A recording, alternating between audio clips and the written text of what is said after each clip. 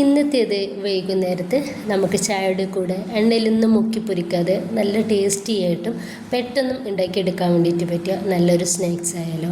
അങ്ങനെ ഒരു സ്നാക്സ് ആയിട്ടാണ് ഇന്ന് വന്നിട്ടുള്ളത്. അപ്പോൾ ഇതുണ്ടാക്കുന്നത് എങ്ങനെയെന്ന് കണ്ടുനോക്കാം. കണ്ടുകൊണ്ടിരിക്കുമ്പോൾ നിങ്ങൾക്ക് ഇഷ്ടമാവുകയാണെങ്കിൽ നിങ്ങളുടെ സപ്പോർട്ടൊക്കെ ഉണ്ടാവുക. ലൈക്ക് ചെയ്യാനും സബ്സ്ക്രൈബ് ചെയ്യാനും കമൻറ്റ് ചെയ്യാനും മറക്കണ്ട. ഇതിന് വേണ്ടിയിട്ട് ഒരു പാനിലേക്ക് ഞാനിതാ 2.5 ടേബിൾ സ്പൂൺ വെളിച്ചെണ്ണ ഒഴിച്ച് കൊടുത്തിട്ടുണ്ട്. പിന്നെ ബോൺലെസ് ചിക്കനാണ് എടുത്തിട്ടുള്ളത്. ചെറിയ പീസാക്കിയിട്ടാണ് നമ്മളിത് കട്ട് ചെയ്തിട്ടുള്ളത്. ഇഞ്ചി വെളുത്തുള്ളിയുടെയും പേസ്റ്റും അതുപോലെ തന്നെ ഉപ്പ്, മഞ്ഞൾപ്പൊടി, മുളക് പൊടി ഇതെല്ലാം കൂടി ഒന്ന് മിക്സാക്കി എടുത്തിട്ടുള്ള ചിക്കനാണ്. ഈ ഒരു ചിക്കന് നമുക്കൊന്ന് ഫ്രൈ ആക്കി എടുക്കാം.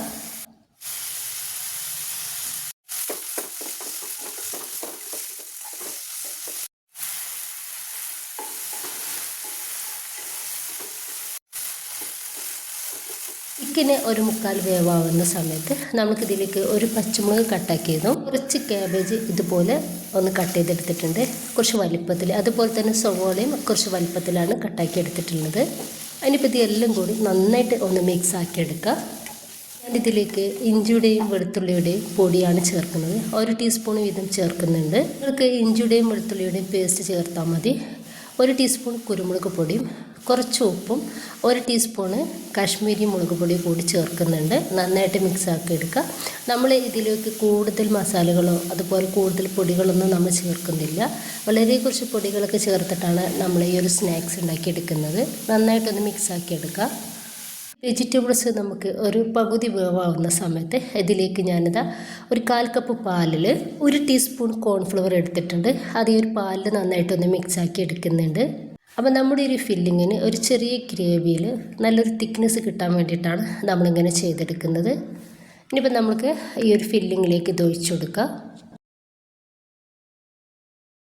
നന്നായിട്ട് ഒന്ന് മിക്സ് ആക്കി എടുക്കുക. ഈ ഒരു കോൺഫ്ലവർ നമുക്ക് ഒന്ന് ചെറുതായിട്ട് വേവായിട്ട് കിട്ടിയാൽ മാത്രം മതി.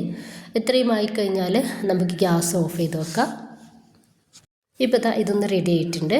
നമുക്കിത് ചൂടാറാൻ വേണ്ടിയിട്ട് ഒന്ന് മാറ്റി വെക്കാം. ഇപ്പം ഞാൻ 1 കപ്പ് മൈദ എടുത്തിട്ട് ഒന്ന് കുഴച്ചിട്ട് ഇതുപോലെ ഒരു 5 ബോൾസുകളാക്കി എടുത്തിട്ടുണ്ട്. ടോപ്പിലേക്ക് കുറച്ച് മൈദ തൂവി കൊടുത്തിട്ട് അതിൽ നിന്നൊരു ബോൾസ് എടുത്തിട്ട് നമ്മൾ ചപ്പാത്തിയൊക്കെ പരത്തിയെടുക്കുന്ന ആ ഒരു രീതിയിൽ ഒന്ന് പരത്തിയെടുക്കുക.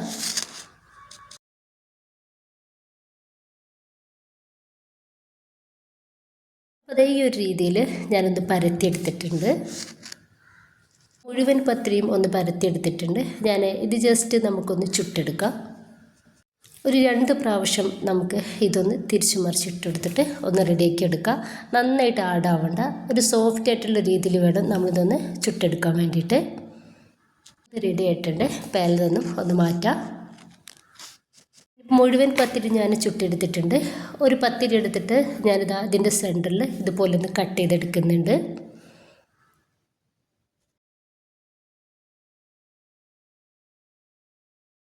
എന്നിട്ട് അതിൽ നിന്നും ഒരു കഷ്ണം എടുത്തിട്ടുണ്ട്. ഇനിയിപ്പോൾ ഇത് ചില്ലി ഓയിലാണ് കേട്ടോ. ഇത് എല്ലാവരുടെ കയ്യിലും ഉണ്ടാവണമെന്നില്ല. അപ്പോൾ ഞാൻ ഇതിൻ്റെ വീഡിയോ ഇട്ടിട്ടുണ്ടായിരുന്നു കേട്ടോ. അപ്പോൾ ആവശ്യമുള്ളവർക്ക് കാണാവുന്നതാണ്. ഇനിയിപ്പോൾ ഇത് വേണമെങ്കിൽ മാത്രം നിങ്ങളിതിൽ ചേർത്ത് കൊടുത്താൽ മതി. ഇനിയിപ്പോൾ നിങ്ങൾക്ക് മയോണൈസോ അല്ലെങ്കിൽ ടൊമാറ്റോ സോസൊക്കെ ഇതുപോലെ ഒന്ന് തേച്ച് കൊടുക്കാവുന്നതാണ്. ഇത് തേച്ചെടുക്കുന്ന സമയത്ത് നമ്മുടെ ഒരു സ്നാക്സിന് ഒന്നുകൂടി ടേസ്റ്റ് കൂടുതലായിരിക്കും. ഇനിയിപ്പോൾ ഞാൻ എടുത്തിട്ടുള്ളത് ആ ഒരു കേബേജാണ് കേട്ടോ. കേബേജ് ഇതുപോലെ ഒന്ന് അധികം വലുപ്പത്തിലൊന്ന് കട്ട് ചെയ്തെടുത്തിട്ടുണ്ട്. ഇനിയിപ്പോൾ നമുക്ക് ഇതിൻ്റെ മേലേക്കായിട്ട് ഇത് വെച്ച് കൊടുക്കാം. അതിനുശേഷം നമ്മൾ റെഡിയാക്കി വെച്ചിട്ടുള്ള ആ ഒരു ഫില്ലിങ് ഇതിൻ്റെ സെൻറ്ററിലേക്കായിട്ട് ഇട്ട് കൊടുക്കുക.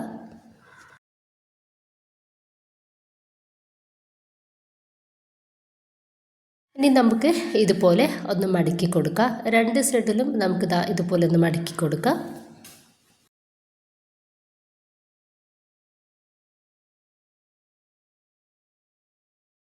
ഈ ഒരു രീതിയിൽ നമുക്കിതൊന്ന് ചെയ്തെടുക്കാവുന്നതാണ്. ഇനിയിപ്പോൾ ഞാനൊരു സ്നാക്സ് ഇവിടെ ഒന്ന് റെഡിയാക്കി എടുത്തിട്ടുണ്ട്.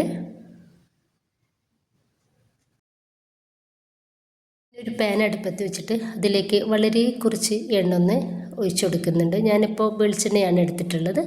അതിലേക്ക് നമ്മുടെ ഒരു സ്നാക്സ് ഒന്ന് വെച്ച് കൊടുക്കുക. ഹൈ ഫ്ലെയിമിൽ തന്നെ വെച്ചിട്ട് നമുക്ക് വേഗത്തിൽ ഇതൊന്ന് ഫ്രൈ ചെയ്തെടുക്കാം.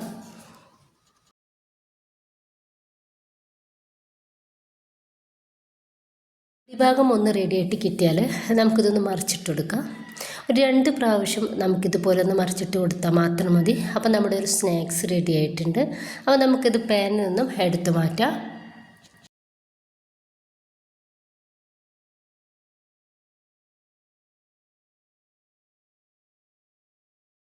അപ്പോൾ ഇത്രയേ ഉള്ളൂ. നല്ല ടേസ്റ്റാണ് ഈ ഒരു സ്നാക്സ് കഴിക്കാൻ വേണ്ടിയിട്ട്. നമുക്ക് എത്ര വേണമെങ്കിലും കഴിക്കാൻ വേണ്ടിയിട്ട് പറ്റുകയും ചെയ്യും കേട്ടോ.